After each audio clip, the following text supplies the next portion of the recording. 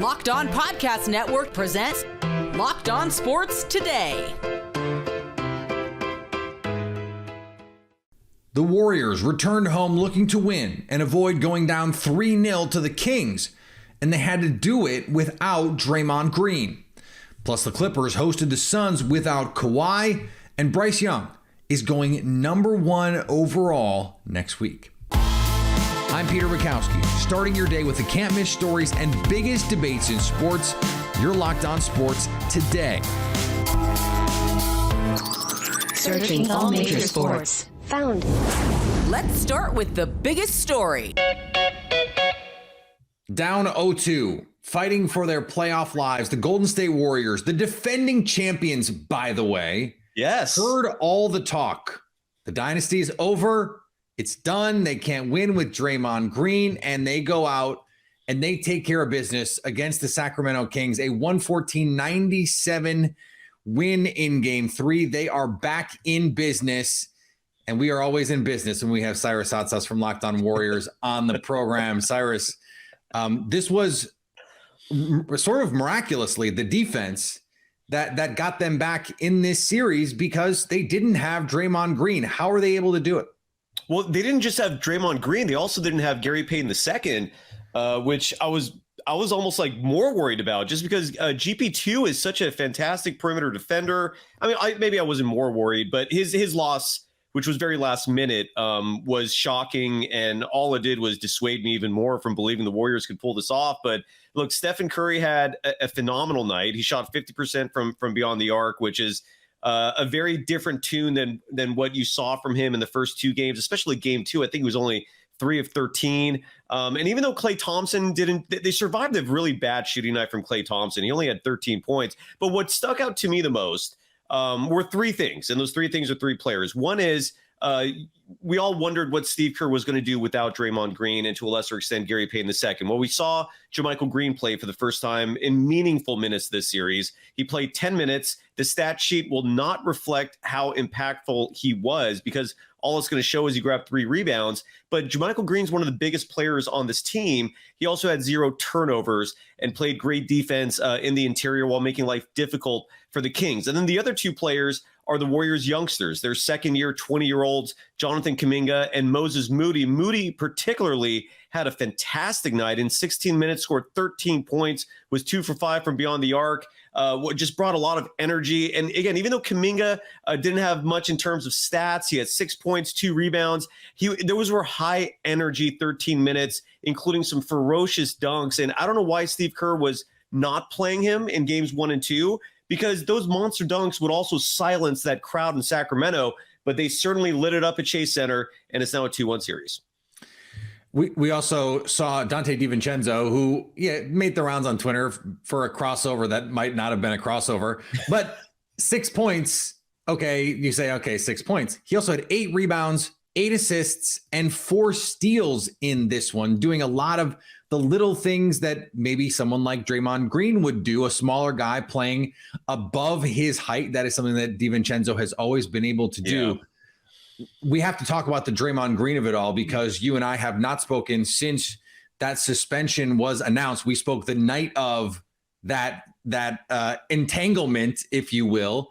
And it seemed in the moment, there were a lot of people saying it was a deserved suspension. In the days following, it seems like there were a lot of people, podcasters, media people, beat writers that were like, was this the right move?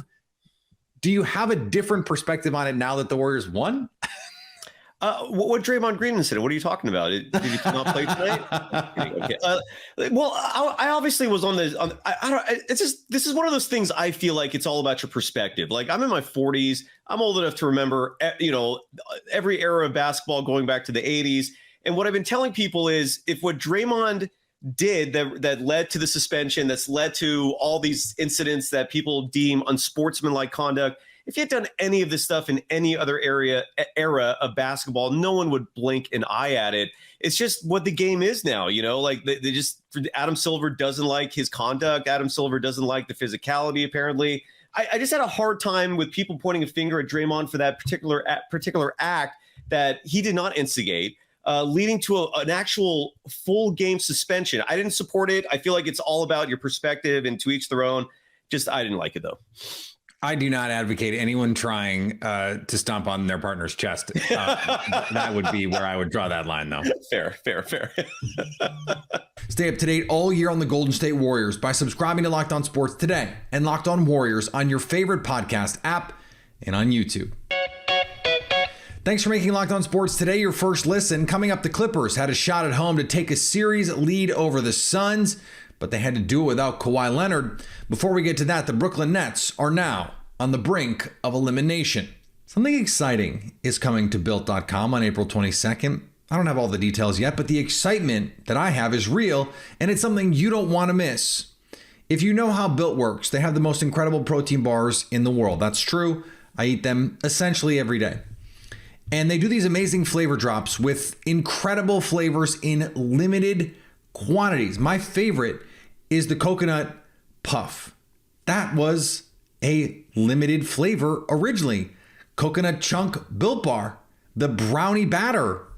These were limited flavors at one point. Now they're mainstays. So you do not want to miss these flavor drops to get an inside look at the latest and greatest. So mark your calendars and head to Built.com on Saturday, April 22nd to be one of the first to discover what all the hype is about. Make sure you use the promo code LOCKEDON15 and you'll get 15% off your order.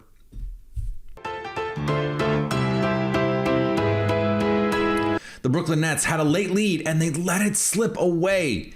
Now they're one loss away from 1-2-3 Cabo.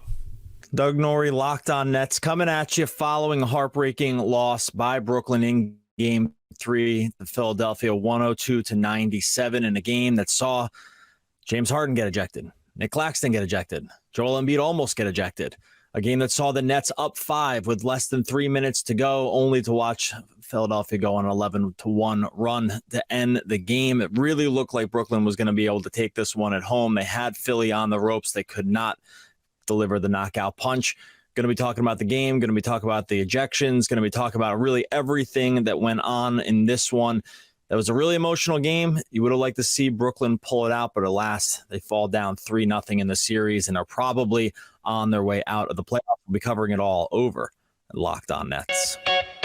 The Dallas Cowboys have done the easy part by picking up the fifth-year option for 2024 on Cee Dee Lamb, but would like to sign the wide receiver to a long-term extension at some point this season. The Cowboys made the option official on Thursday, about 2 weeks before a decision had to be made. That locks their former first-round pick up into a salary of almost $18 million in 2024. Ultimately, the Cowboys hope the option is a placeholder to a long-term deal.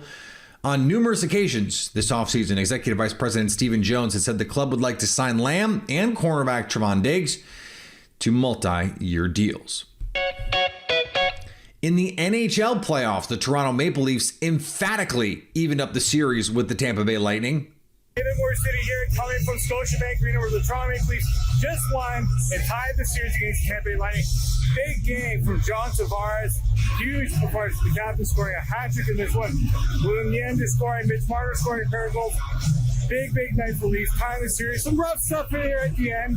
The Leafs got the job done. Mike Stefano and I will discuss all of it on Locked On These podcasts. Your team every day.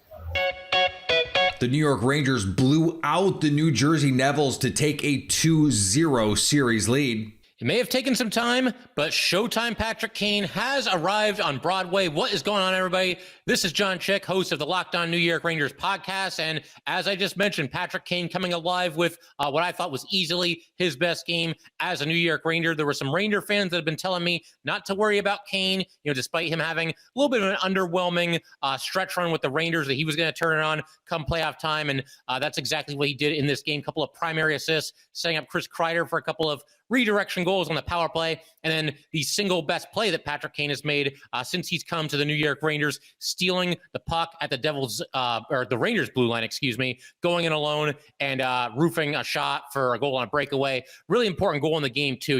If you didn't watch this game, it'd be easy to look at that and see that, well, Patrick Kane scored in the third period to make it 4-1. The Rangers went on to win 5-1, whatever. But that was a big goal because I thought that the Rangers started the third period really slow. That was probably the worst 5 or so minutes that they played in this entire game. And then as soon as that happened, Kane, I thought, really kind of took the wind out of the Devils' sails and made it 4-1. And at that point, never say never, but the Rangers looked to be well on their way to a win.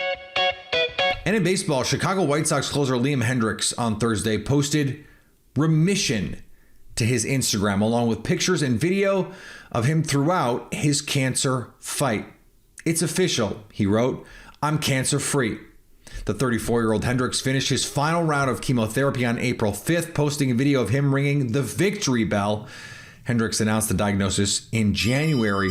There is no official timeline to his return, although the team did elect not to move him to the 60-day injured list last month. Just a few hours before the Clippers and the Suns squared off in Game 3 of their Western Conference series, we found out Kawhi Leonard was not going to play. He was crucial in that Game 1 win, especially without Paul George. The Phoenix Suns were not able to dominate this game despite 45 points from Devin Booker. It was a 129-124 win. They are up 2-1. So the series looks like it might have otherwise looked if the Clippers had just stolen Game 3 instead of Game 1 from LA. Darian Vaziri joins me now. And Darian, this was a game where Russell Westbrook was incredibly impactful. Norman Powell scored 42. How are the Clippers able to keep this game so close without their two superstars? I think, Peter, it comes down to the effort. I know that's a cliche and it's easy to say, but when you come out and give everything you have, like our players did tonight, you have a chance of competing with anyone because we have talented players. When Norman Powell plays to the best of his ability like that, Russell Westbrook, it wasn't just the offensive stuff, the double-double. It's how hard he's been working defensively. The guy's been guarding Kevin Durant, and Kevin Durant had 6 turnovers in this game. And I'm not saying that's all Russell Westbrook, but he definitely has impacted some. He's been so good poking the ball from behind. And as far as the other guys, Bone Tylen, Terrence Mann, these guys all worked very hard. And I think it's the effort mixed with the amazing depth that this Clipper team has that allowed them to compete. And I also think as good as the Suns are, they're still not the finished article yet. And they don't necessarily play great basketball yet on both ends of the floor, in my opinion. So let's say Kawhi Leonard can get back for Game 4 or at some point in this series. The Clippers made a lot of hay playing small, spreading you out. Russell Westbrook got some key buckets at the end, just basically bully balling Devin Booker because the Suns did not have anyone in the paint to defend this small 5-out Clippers team. Did this Clippers team find something that you think they can use moving forward to make this a series or even steal this series? I think the 5-out lineup has been mentioned a lot by a lot of people, but in this game at the end, when the Clippers started to make a little bit of a run, it was a tiny ball lineup, not small ball, tiny ball. Yeah. Terrence Mann at the center position, that was crazy. And I think we got a couple of steals, but I think a lot of it was just the home crowd and the good game from Bone Tylen and Norman Powell. There were still deficiencies in that lineup and problems. And that was DeAndre Ayton when he came back in the game. He was getting offensive rebounds. We couldn't really rebound without fouling. And ultimately, there's a lot of negative defenders in that small, tiny ball lineup. Look, Bones Highland, he is proven to not be as much of a liability as they said coming in from Denver, but he's still not he can't guard Devin Booker and Kevin Durant. And when they constantly put him in the pick and roll and we don't have a center down there protecting the rim, and we really don't have that many fantastic on-ball defenders. Nico Batum is one of our best ones, but he's had a real struggle in this series. And I've been very disappointed with his offensive production, or lack of it, I should say. And yeah, I don't know, Peter. Knowing Ty Lue, what he saw, he's a very offense-first coach. I think we could go to that in Game 4 a bit. But in my opinion, I think you tweak it just a tad, take one of those guards out, and then play either Robert Covington or Nicholas Batum. I would say Robert Covington, but given the entire season and how little he's been used and literally played, 2 minutes in this game or something, I don't think that will happen. I think it will either be Marcus Morris or Nicholas Batum at that small ball 5, unless he elects to go with Terrence Mann. I think it's still a little bit too small, though, overall. Stay up to date all year on the LA Clippers by subscribing to Locked On Sports today and Locked On Clippers on your favorite podcast app and on YouTube. Coming up, Bryce Young will be hearing his name first next Thursday. So we all know how ExpressVPN protects our privacy and security online, but there's something you might not know. You can also use ExpressVPN to unlock movies and shows that are only available in other countries. If you're like me and you've run out of stuff to watch on Netflix, this will change your world. This is so easy. You want to watch The Office, let's say? Well, maybe can't get it in the US, but you can in the UK. So just use ExpressVPN, change the location to the UK, refresh Netflix, and now you can binge The Office. They let you control where you want sites to think you're located, so you can choose from almost 100 different companies. So just think of the Netflix libraries you can mow through. It's not just Netflix. ExpressVPN works with any streaming service. Hulu, BBC, iPlayer, YouTube, you name it. There are hundreds of VPNs out there. But the reason I use ExpressVPN is because I never notice any buffering, any lag. I can stream in HD, no problem. It's just a thing that I use to make my life better.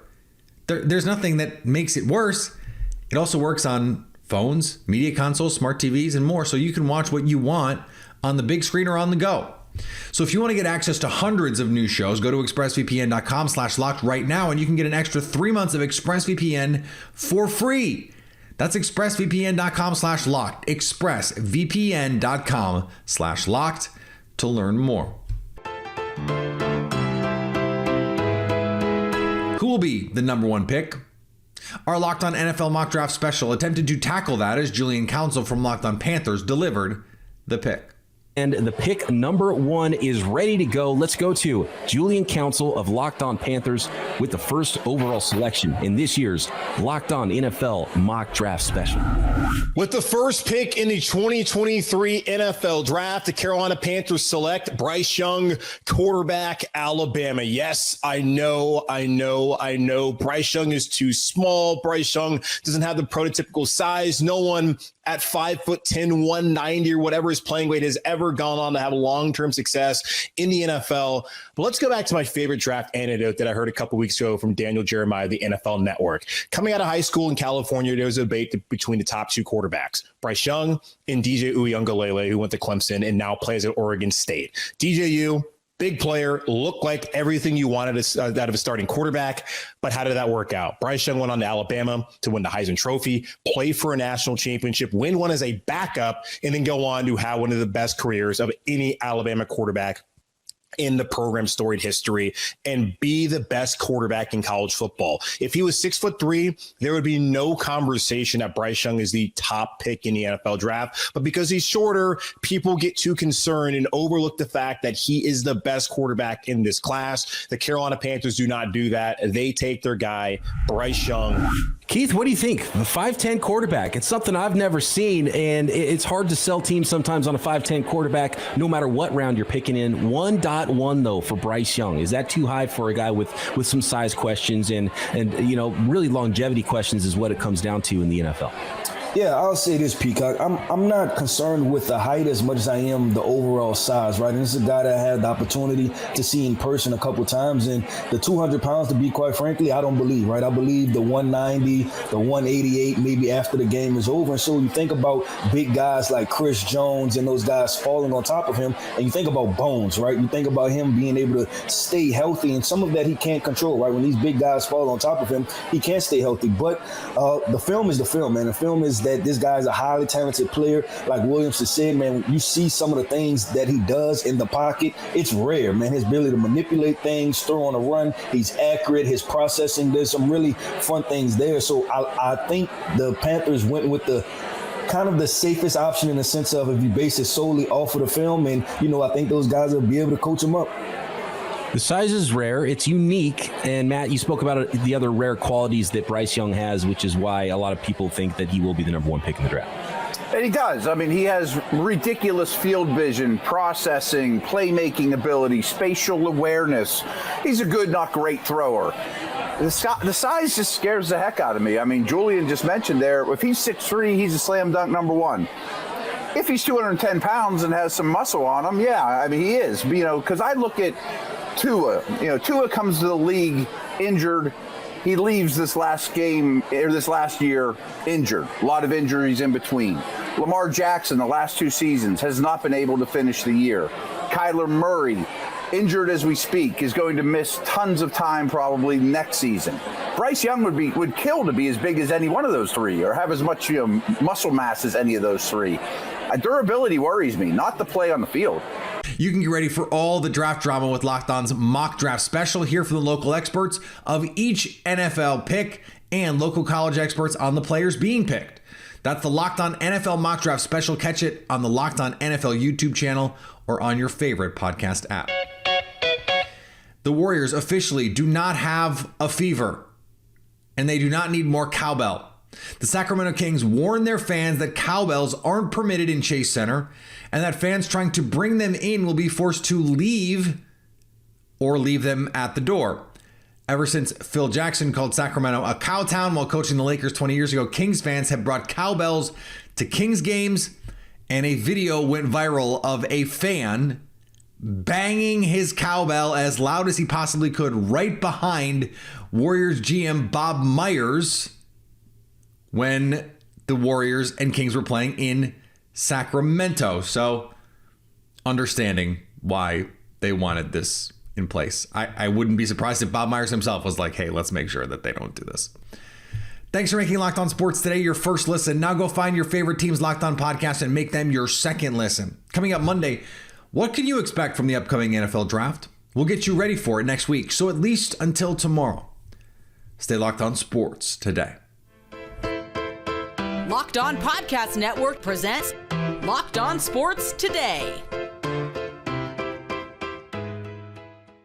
For more episodes of Locked On Sports Today, go to our video on demand. Click on Sports at the top of your screen. There, you'll find past episodes of Locked On Sports Today, plus other Locked On shows on demand.